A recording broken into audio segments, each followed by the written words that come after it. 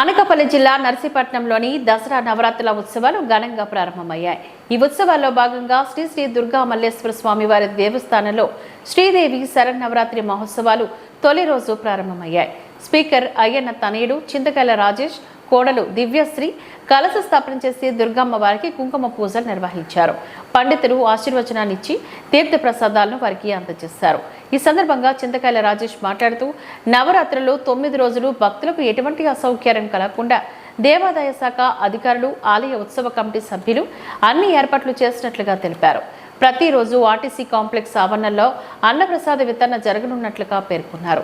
ఆ తర్వాత మున్సిపాలిటీ ప్రాంతంలో బలిఘట్టం దుర్గమల్లేశ్వర ఆలయం, పెద్దబొడ్డేపల్లి జ్ఞాన సరస్వతి ఆలయం, వెంకునాయుడుపేట రామాలయం, వెలమ వీధి ప్రాంతాల్లో దుర్గమ్మ వారిని దర్శించుకుని తీర్థ ప్రసాదాలను వారు స్వీకరించారు.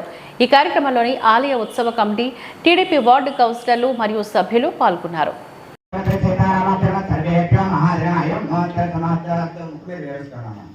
ओम ते तदराजायते गंगागायते चक्रब्रह्म समारवे ओम गुरु ओम भवा ओम समा भवजना भवना सर्वजन प्रदर्शन सीताराम सर्वेभ्यो महाजनाय मोत्त समाप्त मुखे वेरस्करम ओम ते तदराजायते गंगागायते चक्रब्रह्म समारवे ओम गुरु ओम भवा ओम समा भवजना भवना सर्वजन प्रदर्शन ఈ రోజు దేవి నవరాత్రులు ప్రారంభం.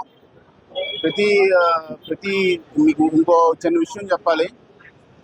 ఈ గుడి కట్టించింది, గుడి దగ్గరుండి కట్టించింది అయ్యనపోతులు గారు. ఇప్పుడు ఉండే వాళ్ళందరికీ తెలీదు. పూర్వం ఉండే పెద్దలకు మాత్రం తెలుసు. గుడి దగ్గరుండి కట్టించారు. అప్పుల్లోని పెద్ద పెద్ద గొడవలు అవుతూ ఉంటే గుడి దగ్గరుండి కట్టించారు. మళ్ళీ ఈరోజు ప్రతి నవరాత్రులు ఈ నవరాత్రుల రోజు ప్రతిరోజు కూడా అమ్మవారు ఒక్కొక్క అవతారంతో దర్శనం ఇస్తారు. సో భక్తులందరూ కూడా ఈ దర్శనానికి వచ్చి కనులవిందుగా చూడాలని చెప్పేసి అమ్మవారిని కోరుకుంటున్నాను. అలాగే ప్రతిరోజు కూడా అన్నదానం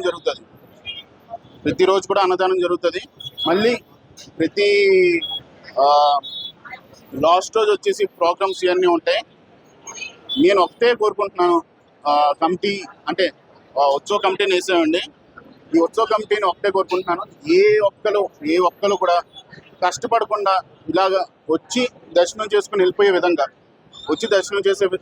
విధంగా ఉండాలని చెప్పేసి కోరుకుంటున్నాను. ఇంకోటి, మనం ఆర్టీసీ కాంప్లెక్స్ దగ్గర ఫస్ట్ మొత్తం అంతా రోడ్ అంతా పోయింది. అది కూడా వేసాం. ఆ ఆర్టీసీ ఇప్పుడు ఏదైతే సైటు ఉందో ఆర్టీసీ సైట్ దగ్గరే మనం పార్కింగ్ పెట్టాం. మొత్తం అంతా క్లీన్ చేసి పార్కింగ్ పెట్టాం. ప్రతి ఒక్కరు వచ్చి ఆ పార్కింగ్లో పార్క్ చేసుకొని వచ్చే విధంగా మేము ప్రతిదీ కరెక్ట్గా చేసాం. అలాగే ప్రతి ఒక్క భక్తుడికి వచ్చి దర్శనం చేసుకోవాలని మేము కోరుకుంటున్నాం.